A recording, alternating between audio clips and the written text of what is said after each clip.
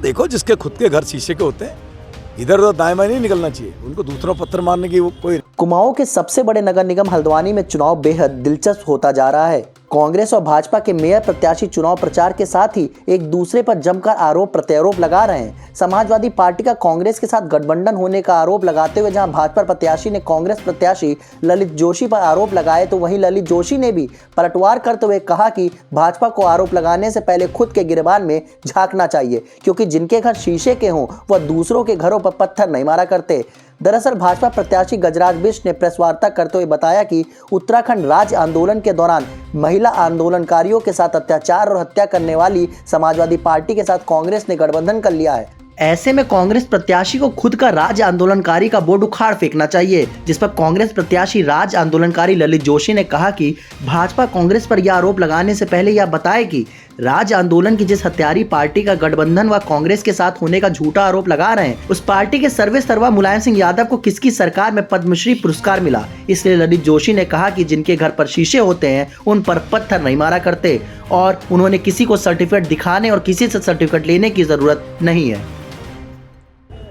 मैं उनका नाम नहीं ले रहा हूँ। वो मैं कुछ लोगों को सर्टिफिकेट बिल्कुल नहीं देना चाहता कि मैं क्या हूँ। कितने आंदोलनों का वो करोगे तुम मुझे, आपको कृपया मैं सर्टिफिकेट नहीं देना चाहता। लेकिन फिर भी अगर 3-4 मैं गिना दूँ और एक आप अपना गिना दो भाई साहब, और अगर आपको ये भी ना हो तो चलो एक दिन डिबेट कर लेते हैं, ठीक है। और दूसरी बात, जो लोग ये बार बार उठा रहे हैं, मैं जवाब देना उचित नहीं समझता था, लेकिन क्योंकि इतनी प्रेस है तो मैं पूछ लेता हूँ। माननीय मुलायम सिंह यादव जी अब इस दुनिया में नहीं है। मैं पूछना चाहता हूं, बेफालतू के बातों करने से भैया 2023 में या 24 में किसने उन्हें पद्मश्री दी थी? किसकी सरकार ने पद्मश्री दी थी? मुजफ्फरनगर कांड अगर मुलायम सिंह मुख्यमंत्री थे उस समय हुआ, उसको पद्मश्री किसने दी थी ये बताओ उनको।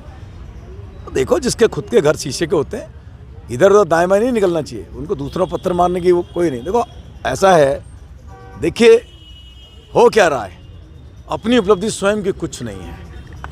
अब डाइवर्जन का गेम चल रहा है, क्या करें क्या करें क्या करें, डाइवर्जन का। सब ऐसा ना, इस मुद्दे को डाइवर्ट कर दो, इस चुनाव को डाइवर्ट कर दो। चुनाव डाइवर्ट होने वाला नहीं है। अच्छा, तुम डाल डालो, हम पात पाते हैं। नहीं, डाइवर्ट करने के लिए आपको क्या लग रहा है कि कांग्रेस बहुत आगे निकल चुकी है या भाजपा बहुत आगे निकल चुकी है? देखो जी, मैं एक सीरियस चुनाव में हूं, कोई अगंभीर बात नहीं करूंगा। मैं अगर मुझे इस हल्द्वानी की जनता चुनती है तो मेरे मुद्दे मेरे सामने होने चाहिए। मेरे मुद्दे जो मैं बार बार कहता हूं कि मेरे मुद्दे, मैं कहता हूं कि ये शहर कोटा राजस्थान की तरह एक शिक्षा के हब के रूप में उभरना चाहिए, वो मेरा मुद्दा है। मैं कहता हूं कि कुसुमखेड़ा ग्रामीण का जो क्षेत्र है, वो क्षेत्र, ये वही क्षेत्र है ग्रामीण का जहां मैंने 2 महीना इनकी ज़मीन जब्ती के कगार पर थी। वहां पर कई लोगों की रजिस्ट्रियाँ रुक गई थी, राजस्व रुक गया था, लोगों के रोजगार खत्म हो गए थे। 2 महीने में बैठा हूं।